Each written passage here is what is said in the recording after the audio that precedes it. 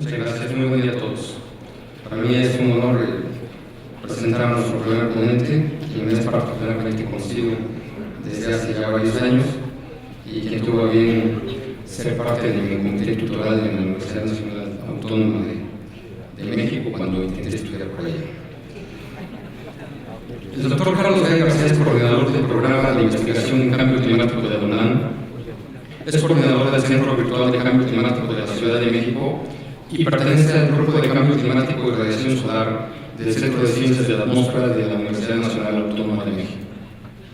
De agosto de 2010 a octubre de 2012 fue presidente del Consejo Consultivo de Cambio Climático de la Comisión Intersecretarial de Cambio Climático del Gobierno Federal, que en el año 2010 formó parte del Subcomité Académico de México COP16, que fungió como órgano asesor del gobierno mexicano en la realización de la conferencia de las partes 16 de la Convención Marco de las Naciones Unidas sobre Cambio Climático. Durante el periodo 1995-1999 fue director de la Unidad de Cooperación y Acuerdos Internacionales del Instituto Nacional de Ecología. En dicho periodo se desempeñó como consejero científico de gobierno en materia de cambio climático y formó parte del grupo negociador mexicano en la Comisión Ambiental de Norteamérica. Fue coordinador del proyecto México, una visión hasta el siglo XXI, el cambio climático en México, que consistió en el primer estudio de gran escala sobre los posibles impactos potenciales de cambio climático en México y que fue financiado por la USA Contributed Program. Además, coordinó la primera comunicación nacional de México ante la Convención Marco del Cambio Climático de la ONU.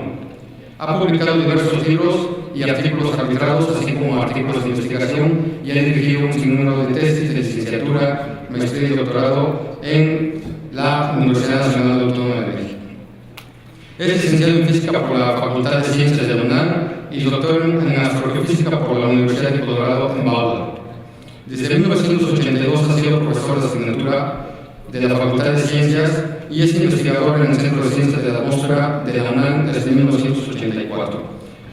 Fue director del Centro de Ciencias de la Atmósfera, asimismo, de 2001 a 2009. Y además es Premio Nobel de Cambio Climático, Premio de la Paz en el Grupo de Cambio Climático de la ONU. Con nosotros el doctor Carlos Gay García, y es un honor tenerlo por acá. Bienvenido a la reunión de la Universidad.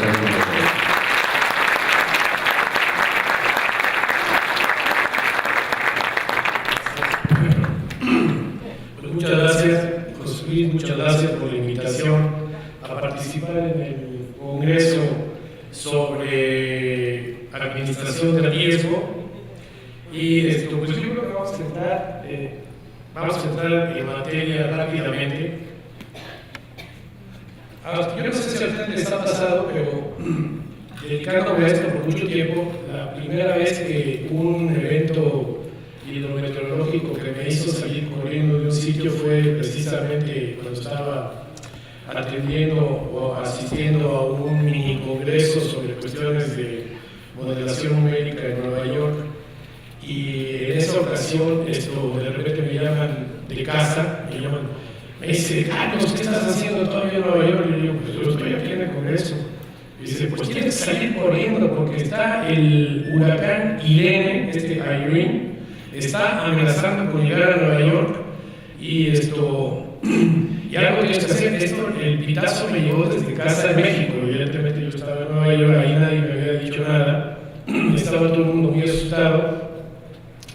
Y de hecho, bueno, pues sí, Irene amenazaba a Nueva York, yo estaba en Nueva York y modifiqué todas mis cosas para salir corriendo a Nueva York y salir corriendo a Nueva York antes de que Irene cerrara el metro, cerrara los autobuses, cerrara la parte baja de Nueva York, etc. O sea, y pues, como les digo, salí corriendo, es la primera vez que me pasa, ¿no?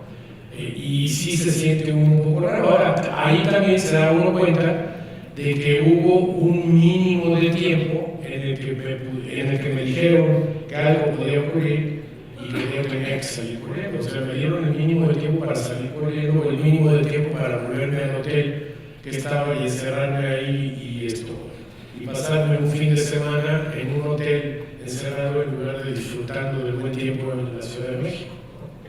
Aunque aquí también de repente en la Ciudad de México nos ocurren cosas como el temblor de antes de ayer, que se sintió muy feo y sobre el que no, ahí sí no hay esto que le diga sal corriendo porque va a temblar. O sea, ahí nos lo tapamos tranquilamente como machitos, abrazados los unos a los otros, esperando que ocurriera lo mejor, ¿no? Pero realmente sí es muy feo. Bueno, entonces, habiendo salido de Nueva York corriendo un año, pues al año siguiente se presentó Sandy, ¿no? Y es otro fenómeno, bueno, no nos, ¿cómo diría yo? No nos agarra tan mal preparados en el sentido de que vienen las alarmas, saben que va a pegar y la mayor parte de la gente, o gran cantidad de gente, se puede proteger. De alguna manera tiene que ver con esto de reducir los riesgos, o a fin de cuentas reducir el número de fatalidades. Pero lo que ocurrió con Sandy es que causó $19,000 millones de daños, ¿no? Un solo evento causa $19,000 millones. Ahora, lo que yo les voy a hablar aquí, en realidad es esto, pero se puede poner peor, ¿no? Y que en realidad nos está obligando, nos va a obligar a hacer un esfuerzo realmente para mejorar lo que son todos nuestros procesos de prevención, ¿no? Esto viene otra vez las ideas de más vale prevenir que lamentar. Esta es la parte folclórica del manejo del riesgo, la administración del riesgo. Básicamente es más vale prevenir que lamentar. Pero yo les voy a hablar también, y lo voy a poner en un contexto de largo plazo. Yo voy a hablar de cambio climático y cómo todas estas cosas van a estar variando en el tiempo. Y esto hace poquito, esto tiene también que ver, y espero que vaya quedando claro. Estaba hablando yo con un funcionario de la Zagarpa hablando del cambio climático, estas cosas que estamos haciendo, y de repente me dice, pero doctor, usted lo que hace es que me pone ahí un escenario a 50 años, ¿no? Usted me dice cómo va a estar la agricultura, cómo va a estar la ganadería, qué impacto va a haber en esto, en lo otro, esto. Pero es a 50 años, ¿no?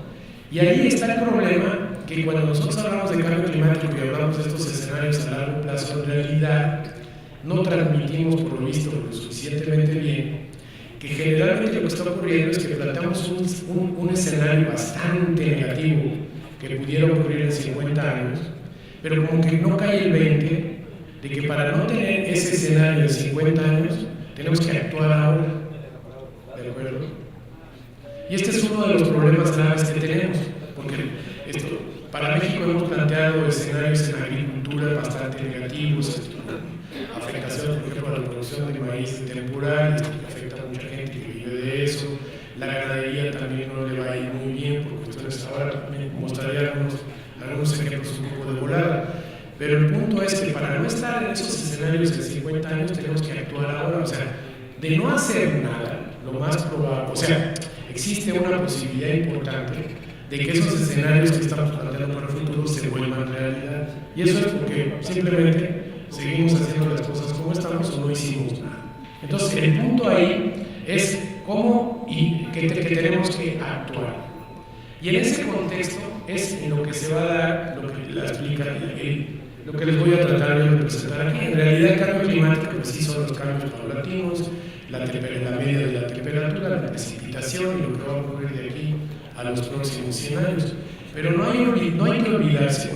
Por ejemplo, si yo les digo, no sé si lo tengo aquí en esta plática, pero para fines del siglo XXI pudiéramos estar 6 grados más calientes que ahora, y cualquier mente simplificada pudiera decir, bueno, pues mira, 6 grados divididos en 100 años, ¿a cuánto nos toca? Pues no sé, para que sea una fracción muy pequeñita de grado. ¿Cuál es el problema? ¿No? Pero ese razonamiento simplificado es una mensada con todo respeto, ¿no? 6 grados de cambio de temperatura es una barbaridad, ¿no? Es estar hablando de la última glaciación en términos de contrastes de temperatura en nuestros días. Ustedes hablar de los mamuts y de la gente cubriéndose con pellejos y estar hablando de nosotros ahora. 6 grados para arriba, no sabemos 6 grados. no sabemos a dónde nos va a llevar, y nos va a llevar de poquito en poquito, pero el clima no se manifiesta de poquito en poquito, se manifiesta con Sandy, con Milenes, se manifiesta con las inundaciones del pueblo argentino, se manifiesta en estos fenómenos en donde las cosas oscilan violentamente, ¿no? Donde podemos tener lluvias intensas, podemos tener lluvias intensas combinadas con sequías intensas. Es así como se manifiesta el clima, porque el clima es el promedio de todas esas cosas. Entonces, como que lo vemos como planchado, pero a lo que nos vamos a enfrentar es a un planeta con una atmósfera con mucha más energía que se va a estar manifestando en estos fenómenos, que es en los que se manifiesta en lo que se manifiesta el clima, ¿de acuerdo? El clima es como un promedio, ¿no? Otra vez, el clima es lo que uno espera y el tiempo es lo que uno tiene, ¿no?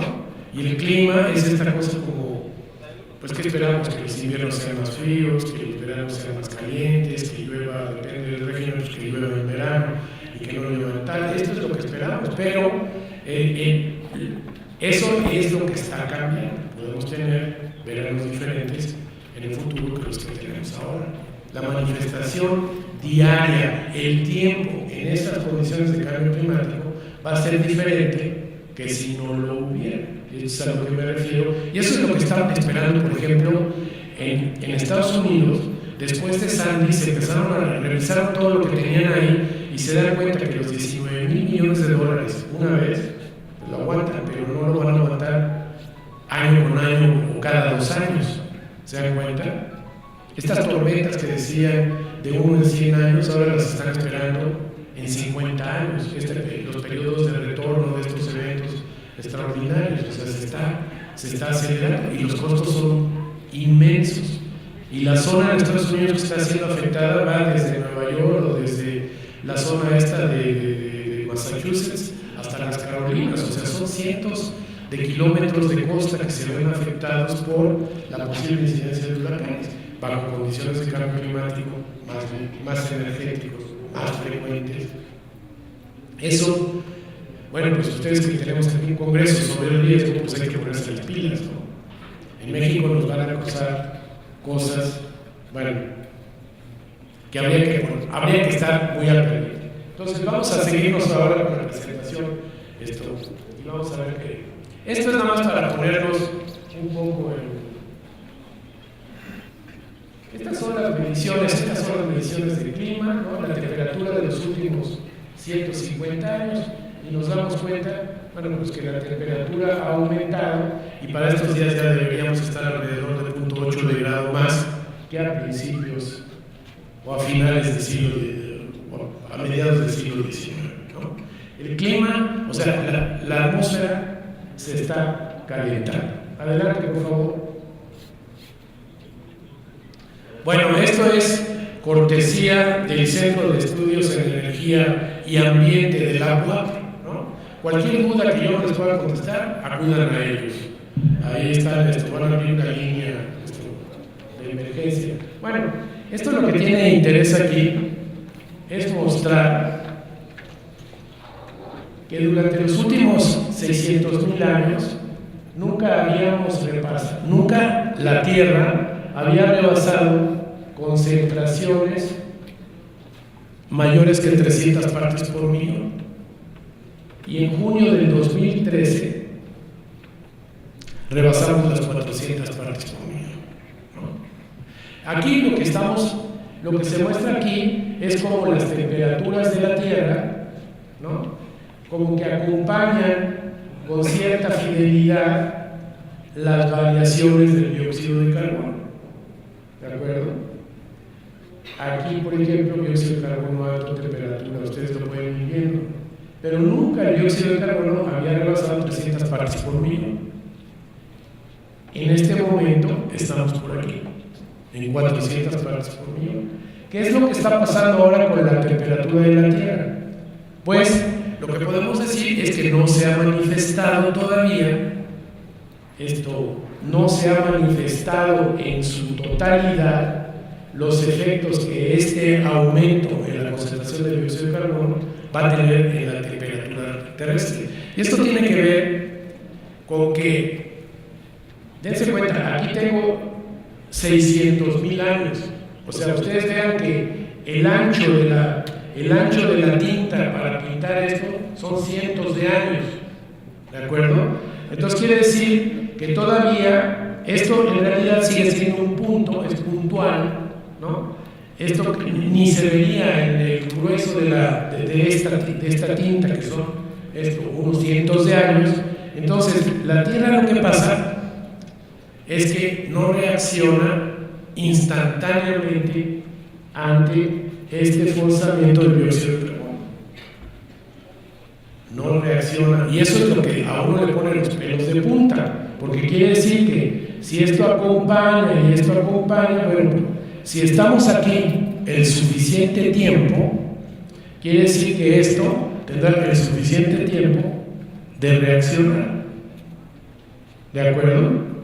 Entonces, el punto 8 de grado, que la temperatura se ha calentado desde mitad del siglo XIX hasta nuestros días, no es todo lo que puede ocurrir. De hecho, como les digo, los cálculos que hemos hecho para fines del siglo XXI nos indican pues aumentos hasta los 6 grados centígrados para fin de siglo, ¿no? Con sus implicaciones que tendría para el resto del planeta, porque 6 grados parejo en todo el planeta no significa que todo el planeta se calienta parejo 6 grados. Hay sitios que se calientan mucho más que otros. Incluso a nivel nacional, cuando esto lo traducimos a México, pues habrá sitios que se calientan más y otros que se calientan menos. El punto es que se va a calentar, ¿no? Y vamos a ver algunas de las implicaciones de esto. Adelante, por favor. Bueno, este es también cortesía de su centro, y estas son las oscilaciones del dióxido de carbono arriba del paralelo 19, que es en donde está Puebla, ¿no? Entonces estas son las oscilaciones del dióxido de carbono en las mediciones locales, ¿no? Pero ustedes se dan cuenta cómo ha venido subiendo aquí, ¿no? Aquí cómo va subiendo las concentraciones globales de dióxido de carbono. Bueno, el hecho de que en el hemisferio norte se ve como que oscila más que en el hemisferio sur, esto es porque el hemisferio norte es la región del planeta donde hay más bosques, ¿de acuerdo? Hay más vegetación del tipo de este bosque, y los bosques, a fin de cuentas respiran, ¿no? Y hacen fotosíntesis. Durante los veranos hacen fotosíntesis, absorben dióxido de carbono que desaparece en la atmósfera. En el invierno no hacen tanta fotosíntesis, sueltan dióxido de carbono y aumenta el dióxido de carbono en la atmósfera. Y esto es lo que se está viendo aquí. Pero ustedes pueden ver también el aumento del dióxido de carbono pues a nivel de Puebla. Andaba por aquí y ahora pues va a andar por acá. ¿De acuerdo? El dióxido de carbono es importante porque es un gas de efecto invernadero. De hecho, es el gas más, después del agua, es el gas más importante de efecto invernadero, después del vapor. Adelante, por favor. Bueno, esto es otra vez para de alguna forma, iba a decir convencer a los escépticos, ¿no? Pero a los escépticos no se les puede convencer, solamente se puede convencer a la gente que tiene dudas, ¿no? Los que están convencidos, pues no hay nada que hacer, ¿no? Entonces, esto va dirigido a aquellos que tienen dudas, a los que no tienen, pues lo siento mucho. Pero bueno, aquí están entonces la colección de años más calientes, y todos ustedes se dan cuenta, pues que pertenecen la mayoría de ellos al siglo en el que estamos, al siglo XXI. Por aquí se quedaron 2 años varados por ahí, pero aquí están 2010, 2005, etc. Entonces, los años más calientes que tenemos con 100 años, pues están en este cuadrito. Los más recientes corresponden a los años más calientes. Adelante, por favor. Bueno, aquí voy a hablar un poquito de todo. Estos son escenarios globales, el aumento de la temperatura global para finales del siglo XXI Y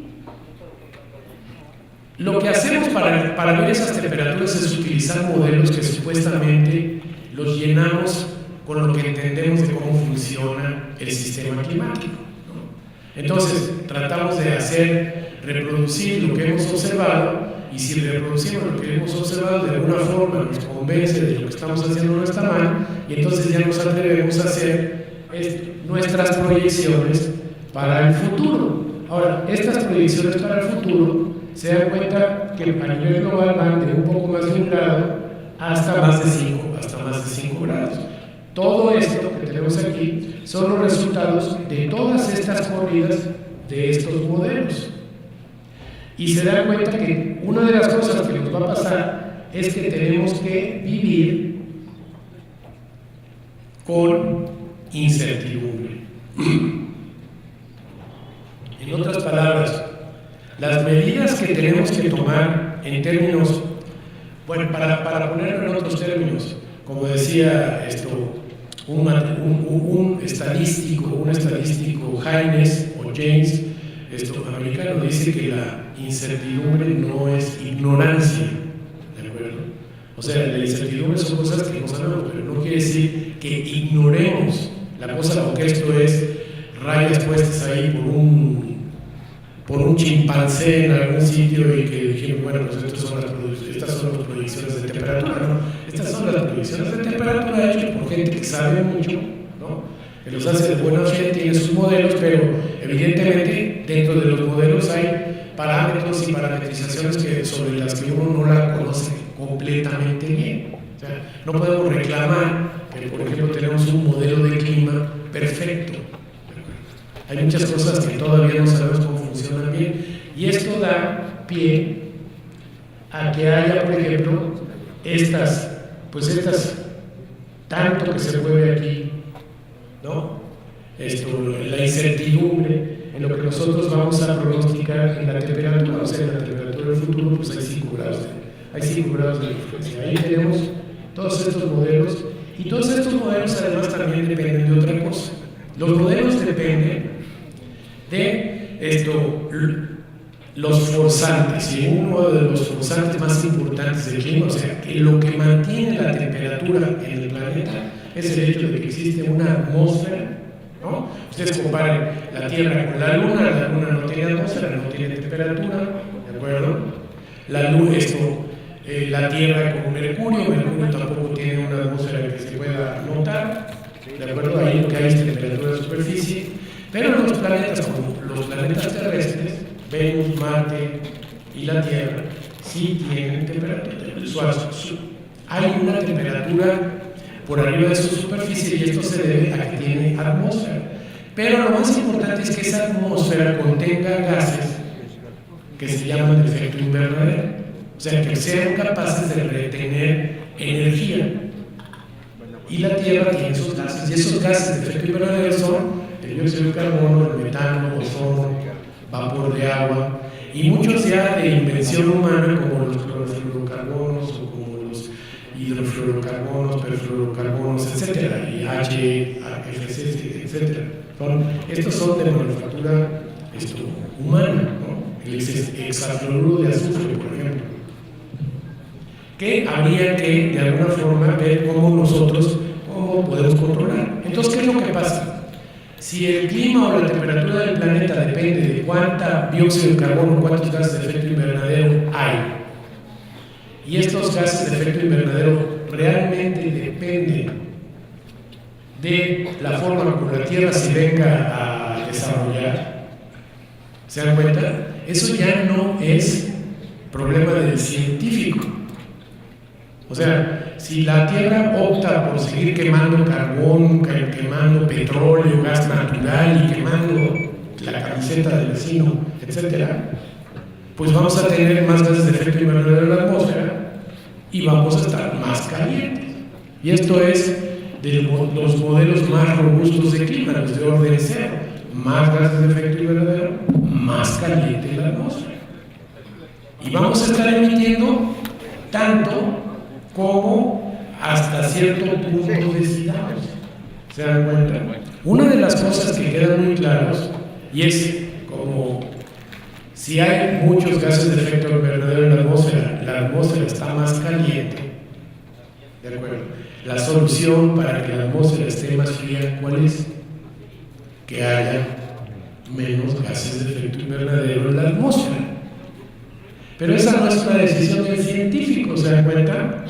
Esa es una decisión del político o del que toma decisiones políticas, porque eso va a depender de si controlamos las emisiones, si controlamos la forma como nos desarrollamos, si nos vamos por alternativas energéticas o nos vamos por renovables o nos vamos por otro tipo de manera de sacar energía para las diferentes actividades que tenemos. Por lo tanto, cuánto nos quedamos, cuánto nos calentemos en el futuro es un asunto del político, ¿se dan cuenta? Y no del científico. Y esto lo digo un poco así para que a veces nos utilizan como diríamos, somos como el punching bag, ¿no? Esto pasó esto, no, pues me lo dijo mal la UAP, son unos mensos ahí, se equivocaron en la UAP y me dieron los datos equivocados, ¿no? Ojo, nosotros podemos dar los datos, pero las decisiones políticas las toman los políticos, no los científicos, ¿no? A menos que haya científicos metidos a políticos, que también los hay y también meten la pata. Adelante, por favor. Bueno, lo anterior eran las temperaturas globales. Aquí les muestro las temperaturas para México, ¿no? Entonces, fíjense ustedes que vamos a estar también entre 1 grado, podríamos estar entre 1 grado y 5 grados más calientes. Aquí sí les puedo yo casi asegurar que de que nos calentamos, nos calentamos, ¿no? Adelante, por favor. Bueno, aquí sí empiezan a haber problemas, porque la temperatura es muy importante porque puede sacar de sus rangos de confort, digamos, a muchos cultivos, a muchos animales, puede echar a perder y puede, como diría yo, alborotar, perturbar los equilibrios ecológicos, la temperatura, porque hay cosas que sobreviven dentro de márgenes relativamente apretaditos de temperatura, ¿de acuerdo? Y de la temperatura, en cierto sentido, sí tengo más certeza en cuanto a la dirección en que va, y va para calentarse. Ahora, en cuanto a la precipitación, ese es otro rollo. Y aquí tengo que confesar que como físicos atmosféricos o como modeleros del clima, no lo estamos haciendo muy bien. Nuestras incertidumbres pues son muy importantes. ¿Por qué? Porque van desde el llover más hasta llover significativamente menos. ¿Se dan cuenta? Y esto sí plantea ciertos problemas, sobre todo en términos, como decimos, en términos de planeación. En términos de planeación, en términos de manejo de riesgo, en términos de manejo de todas estas cosas, porque en realidad el que llueva menos no quiere decir necesariamente que llueva menos así de poquitos a poquitos, porque puede llover menos si, por ejemplo, en un mes todo el agua, o 10%, todo el agua menos 10% cae en 2 días. Entonces tienen inundaciones en 2 días en ese mes y sequía el resto. ¿Se dan cuenta? Entonces, estas son cosas que no sabemos todavía muy bien. Estamos previendo que eventos de este tipo hidrometeorológicos se vuelvan más severos. Esto también está como el argumento basado muy elementalmente en el hecho de tener una atmósfera más caliente, más cargada de agua. Una atmósfera más caliente puede contener más agua que una atmósfera fría, ¿de acuerdo? Y que por lo tanto el ciclo hidrológico se intensifique, pero no sabemos en qué dirección. Ahora, no, para atrás, esa ¿no? Entonces, tenemos que manejarnos bajo la perspectiva de que pueda llover más y que pueda llover menos. Aquí ha habido una tendencia entre científicos, y aquí les digo que yo no la comparto completamente, y es que como hay más simulaciones que me están diciendo que va a llover menos en el futuro, por lo tanto, va a llover menos en el futuro. No me la creo. O sea, si no existieran estos, quizá me iría yo con ese comentario de que va a llover menos. Pero existiendo modelos y modeladores muy respetables que dicen, oye, mi modelo es el bueno, y mi modelo dice, a cualquiera que le pregunte yo ahí me va a decir que su modelo es el bueno, ¿no? Para empezar. Entonces, estos que pronostican más, me van a decir, oye, el mío es el bueno, ¿no? Dices, pero tú no estás en el... O sea, tú eres un disidente, ¿no? Porque la mayoría de nosotros decimos que va a llover menos. Pues esa disidencia tiene su cierto peso. O sea, realmente, esto, pues, como existe estos que están por aquí, pues yo realmente ya no me creo completamente esto. Sí plantea problemas metodológicos para las estimaciones futuras, por ejemplo, de la precipitación. Como les digo, existe la tendencia a decir, bueno, pues el promedio de esto está por aquí, ¿no? Aquí lo que yo marqué con flechas, en realidad lo que yo marqué con flechas son los modelos que son consistentes. El modelo que me decía 2 grados, ahora le busqué el modelo que me dice su precipitación, y ese modelo, porque son físicamente consistentes, ¿se dan cuenta? Es el mismo modelo, tiene la misma física, yo no revuelvo cosas, sino tiene la misma física. Ese modelo me dice que se calienta a 2 grados y que va a disminuir la precipitación a nivel global casi 20%. Bueno, eso es por ser físicamente consistentes. No lo utilizaría yo para hacer planeaciones de presas, por ejemplo, o de cuestiones hidrológicas. Yo me iría mucho más cauto que eso, ¿se dan cuenta? Porque esto, y si me equivoco, en otras palabras, ¿no? Entonces hay que tomar un acercamiento mucho más cauto a la cuestión, por ejemplo, incluso de esto que estamos hablando nosotros, de manejo y de administración del riesgo, porque el que llueva menos, pues quiere decir que voy a tener menos agua en general, a lo mejor va a haber menos esto, pero va a haber más sequías, entonces el riesgo se va a tener que enfocar hacia otros aspectos del riesgo. Entonces, bueno, esto aquí lo planteo por completes. Son problemas que nos quedan por resolver incluso en México. No hemos podido ponernos de acuerdo, por ejemplo, en la dirección de la tendencia. ¿Se dan cuenta? Que sería muy importante, por lo menos, tener a la comunidad científica mexicana diciendo, ¿sabes qué? La verdad que basado en las observaciones y basado en nuestros propios experimentos y en nuestras propias experiencias, pensamos que la precipitación se va a ir en esta dirección. Sabemos que es muy importante para planear, o para planeación, ¿no? Y tenemos forzosamente que reducir o tratar de reducir esas incertidumbres en cuanto a lo que sea la física del problema, porque aquí siguen apareciendo todos los modelos de emisión, todas las emisiones, si emitimos mucho, si emitimos poco, pero el problema ahí es que no se me ordenan tan claramente si hay menos precipitación con más. Bueno, esa es una buena pregunta ahora que lo pienso, ¿no? Para la UAP y para la UNAM y para quien esté representado aquí, ¿no? Las precipitaciones vienen asociadas con qué tipo de emisiones. Las temperaturas ya les dije, o sea, no queda claro, ¿no?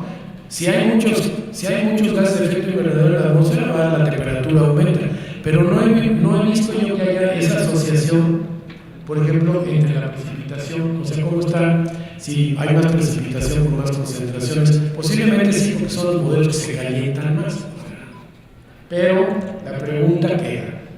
Y la incertidumbre que lo comentabas hace un momento, o sea, la incertidumbre lo que nos plantea son problemas de diseño, de estrategias de manejo del riesgo, ¿no? O sea, a lo mejor, si les digo, ¿va a llover más o va a llover menos? ¿No? Lo comentaba hace un momento que me decía un experto ingeniero hidrólogo, ¿no? Me decía, no, Carlos, pero me tienes que decir, ¿va a llover más? ¿Cuánto y cuánto de esto? Porque pues yo tengo que construir una presa. Y las presas las calcula uno para 50 años, ¿no? Y yo lo que me temo es que en 50 años el clima sea completamente diferente que el de ahora. Entonces quiere decir que sí existe una posibilidad muy seria de equivocarse, ¿no? Ahora, si yo asumo el riesgo de equivocarme, pues todo va bien. Pero lo que no puedo hacer es equivocarme y luego decir, ay, me confundí. No te confundiste, o sea, el problema es que sí te equivocaste seriamente porque no tomaste en cuenta este incertidumbre. Entonces, aquí hay un reto enorme para todo tipo de disciplinas que tienen que ver con esto de manejo del riesgo, lo que tiene que ver con no morirse por efectos hidrometeorológicos o de otro estilo. En realidad, plantear retos, por ejemplo, de diseño. Los ingenieros, yo le decía un poco dentro de mi justificada Villamelones, yo pues no puedes construir una presa a pedacitos o modular, construyes un pedazo y luego pues vas viendo cómo la cosa se plantea y si va en tal dirección pues te planteas y te construyes el otro pedazo, ¿no? Cosas así. No sé si se puede hacer, es un reto, pero una cosa que queda muy clara, que también lo comentábamos hace un rato, es que hay otras disciplinas a las que el riesgo involucra.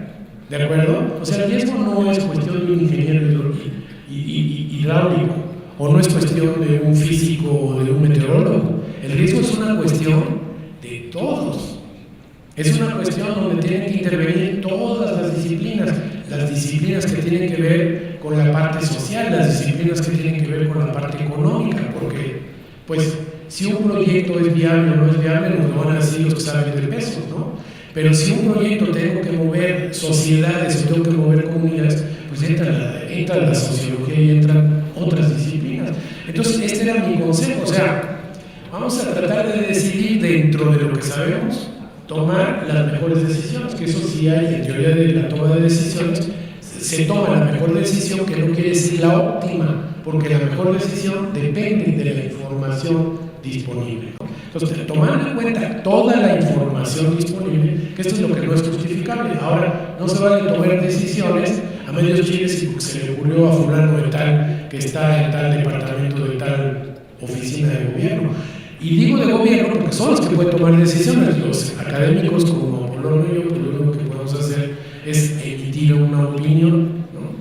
Que nos peleen o no, es harina de otro costal, pero el que toma decisiones es el político, otra vez, el policy maker, ¿no? Y ese tiene que tomar estas decisiones donde el académico sí le puede ayudar, ¿no? Es a confeccionarse estas estrategias. Entonces era lo que yo le decía, bueno, ok, construyes la presa con lo mejor que lo que sabemos, con la mejor información y todavía, si hay riesgo, o sea, si nos podemos equivocar en una dirección de otra, echemos manos de las otras disciplinas, que quiere decir un buen plan de evacuación, un buen plan de cubiertas, un buen plan B, como se dice, ¿no? Plan A, plan B, plan C. Plan A puede ser construir muy bien la presa, plan B puede ser tener todas las zonas ocultas de escape y todo arreglado por si se tiene uno que mover, y plan C pues puede ser que si me equivoqué en la otra dirección, o sea, no cae ni una gota, bueno, ahora que hago,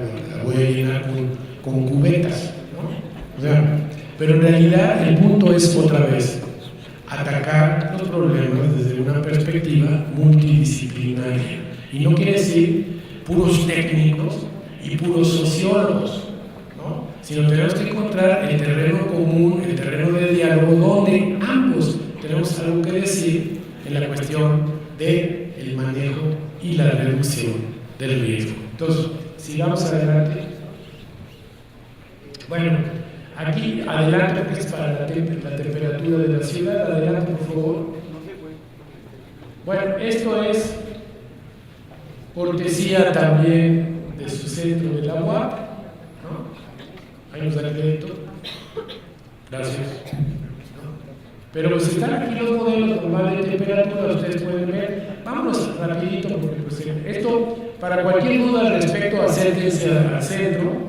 Adelante, por favor. La temperatura, la anterior era la normal, era como el promedio, ¿no? Lo observado. Esta es la temperatura debido a uno de estos modelos de emisiones de gases de efecto invernadero, el A2, que es algo así como business as usual, es como Si el mundo siguiera emitiendo hasta el 2100, como venía emitiendo antes, pues vendría emitiendo lo que se usa aquí para calcular la temperatura al 2030.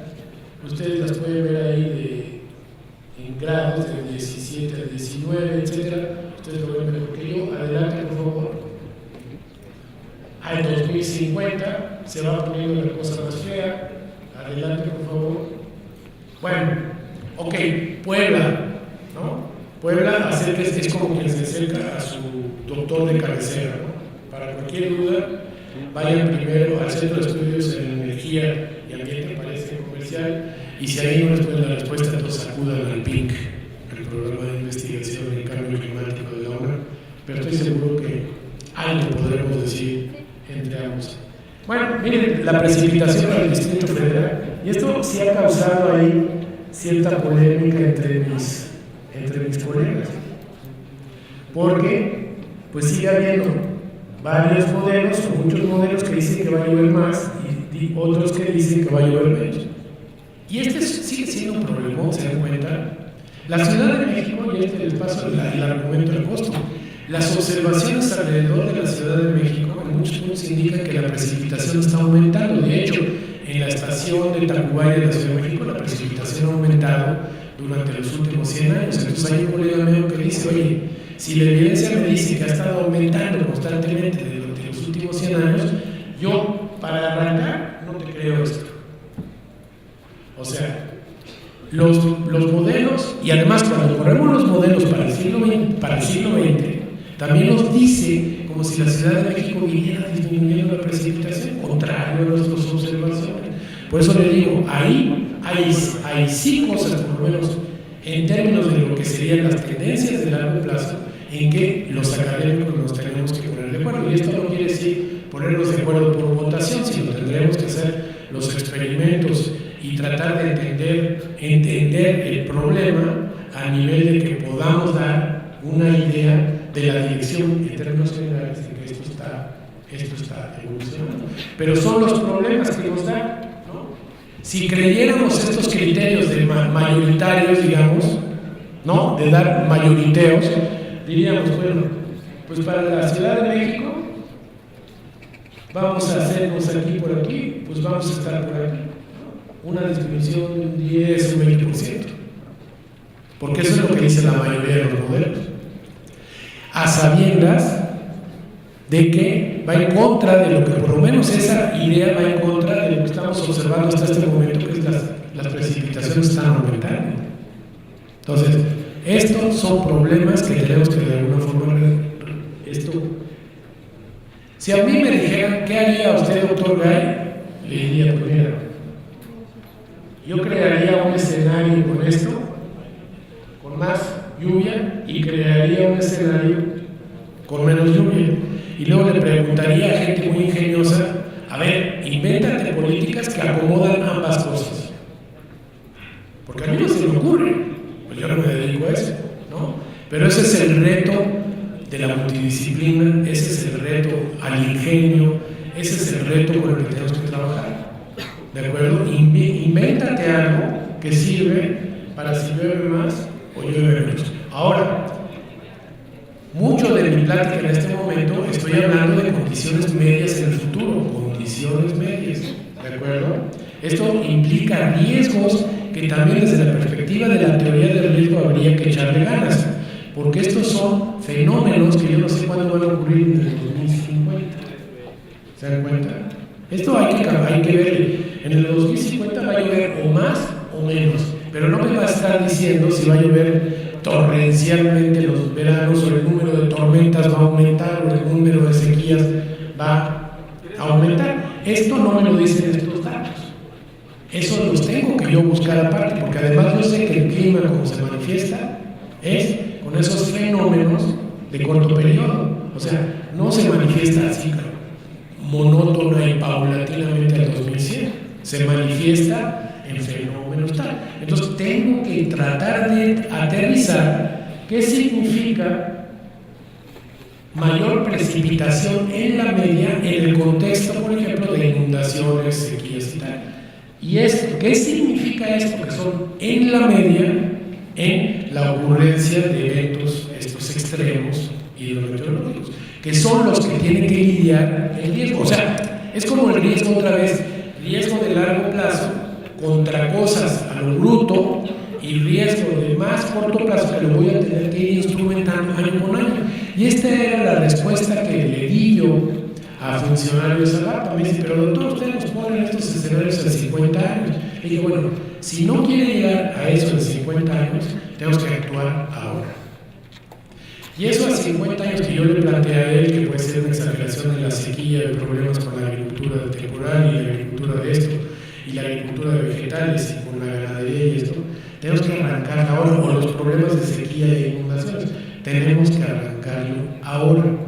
¿Qué cosas se pueden hacer? Pues hay cosas que están actualmente, están en las manos de la política ambiental actual, que no se han instrumentado, algunas de ellas, como puede ser las alertas tempranas, los pronósticos, las alertas tempranas, el pronóstico estacional, ¿de acuerdo?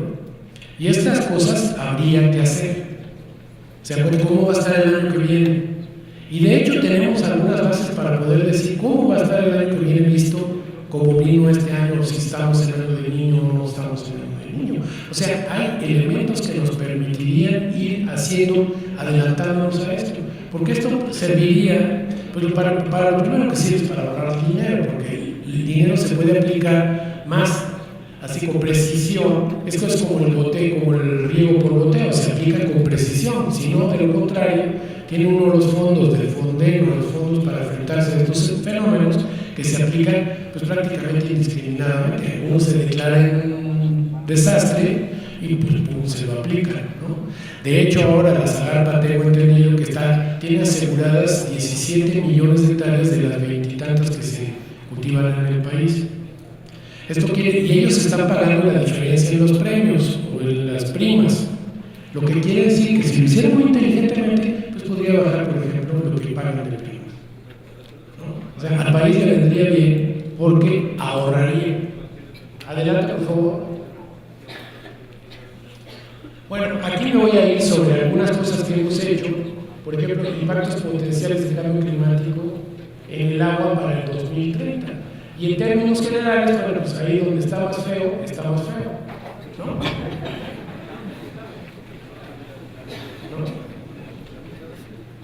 Bueno, como les digo, usted pondría la mano sobre el fuego sobre esto, poquito, pero me sirve para planear, ¿no? Adelante, por favor.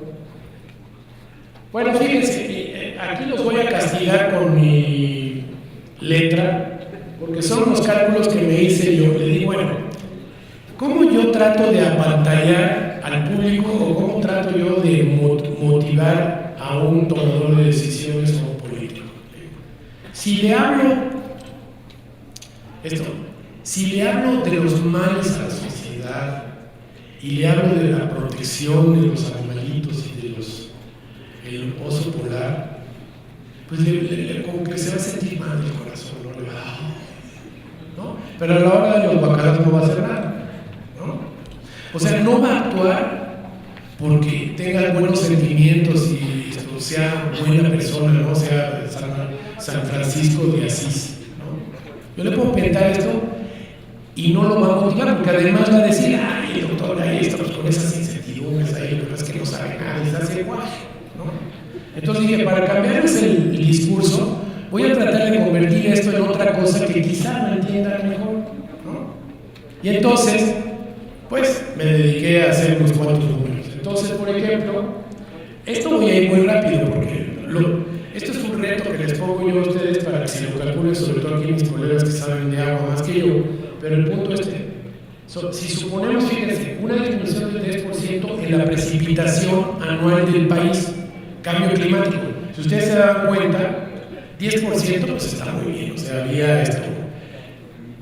Los cambios de precipitación iban hasta el 50, hasta el 60%, ¿no? En esos mapas que puse ahí. Y dije, bueno, hipotéticamente 10% de disminución en la precipitación global. Y todo esto lo transformé pues, lo que son los balances generales de agua para el país, ¿no?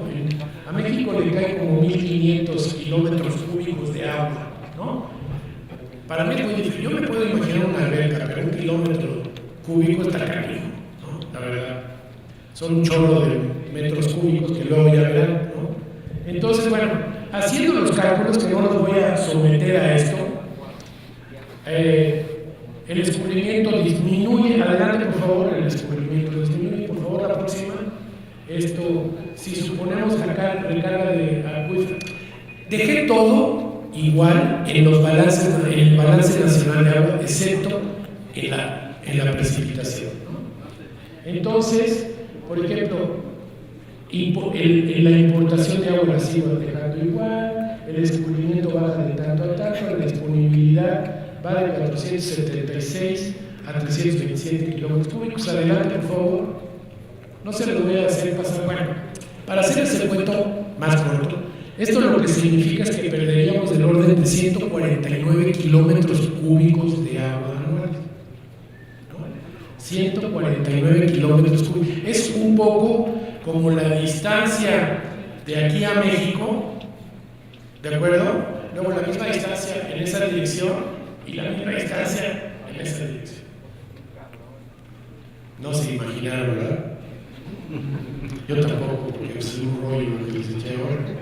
Pero lo que sí puedo hacer es decirles, bueno, supongamos, no sé ahora cuál es la tarifa de agua en Puebla, pero en México estaba como, bueno, yo dije $1, supongamos que es $1 el metro cúbico, lo que no sería mucho dinero, pero nos podría cobrar los sistemas de aguas estatalizados. Si a $1 el metro cúbico de agua, México estaría perdiendo 140,000 millones de pesos. Eso es lo que significa el 10% de disminución en la precipitación anual. En términos de metros cúbicos, a $1. 149,000 millones de pesos. A lo mejor hablando de estos tamaños de eso tampoco les dice a uno nada, porque yo no he visto más de 3,000 pesos juntos desde hace no sé cuántos días. Nunca los he visto juntos, está difícil imaginárselos, ¿no? Pero bueno, si lo dividen entre 10 sale más o menos $1 generoso, ¿no? O en algún momento el peso estuvo a 10 por dólar, entonces serían como 14,000 millones de dólares, en realidad sería bastante más que eso, ¿no? Adelante, por favor. Parece que no los apatallé. Voy a tener que esforzarme más. 140. Bueno. Esto también proviene de Puebla, ¿no? Y esto es interesante en sí, porque ustedes ven aquí que las mayores cantidades de emisiones en el estado está hecha por los vehículos, luego residencial, rellenos sanitarios, etcétera, y luego para abajo. Entonces, si nosotros quisiéramos hacer una política de mitigación, no les voy a decir que tendríamos que atacar, ¿verdad? Pues va uno a atacar donde las emisiones sean mayores, o bueno, o lo pondría yo, más costo eficientes su reducción. Pero esto es parte de los inventarios de emisiones del estado de Puebla. Y ustedes saben que es la distribución de vehículos. Adelante, por favor. Por aquí va a venir otro interesante. El balance energético del estado de Puebla, también 28% de la producción. ¿Cómo estaba la pesca? Este es el interior, 28% es lo que se produce al interior, ¿no? Y esto era lo que me mostraban por ahí, porque esto era lo que platicamos al principio cuando se iban a hacer los inventarios, de que Puebla yo creía que era como muchos estados de la República, pues un importador de energía. La Ciudad de México le pasaba esto, tenía unas cuantas plantas alrededor que producían energía, luego las cerraron, Luque se llamaban, por alguna razón entonces se volvió importador de energía. Entonces, cuando uno es importador de energía, la manera de reducir emisiones, como uno no lo hace en el apagador, uno lo puede hacer por el lado de la eficiencia, ¿no? O sea, si yo me vuelvo muy eficiente, lo que voy a hacer es consumir mucho menos de la energía que viene de fuera y puedo reducir las emisiones en donde se producen, ¿de acuerdo? Pero me las podrían aplicar a mí, porque yo fui el que me porté bien, ¿no? Es como si digo, cambio un foco incandescente por un fluorescente, estoy rebajándole esto 75% al consumo, estoy produciendo la misma luz con con el 25% de la energía, quiere decir que hay un 75% que estoy usando de menos, quiere decir que ese es un ahorro de emisiones en la fuente, pero que yo soy el causante del ahorro, ¿no? Pero si yo produzco esas emisiones, pues puedo reducirlas. Y esto era lo que me platicaban aquí, que es interesante que de la producción de energía interna, una importante 23% se produce por la quema de leña. ¿De acuerdo? O sea, el 28% de producción interna ya es un porcentaje importante, pero que de ese 28% el 23% sea leña, es, lo voy a poner así, muy serio. No solamente es importante, sino se vuelve serio. ¿Por qué? Porque indica que hay un chorro de arbolitos que se están yendo para lo que se utilice la energía en el Estado. Esto quiere decir que ahí hay un síntoma de deforestación, hay un síntoma de estar tumbando árboles para producir, pues no sé, calentar las tortillas, la comida,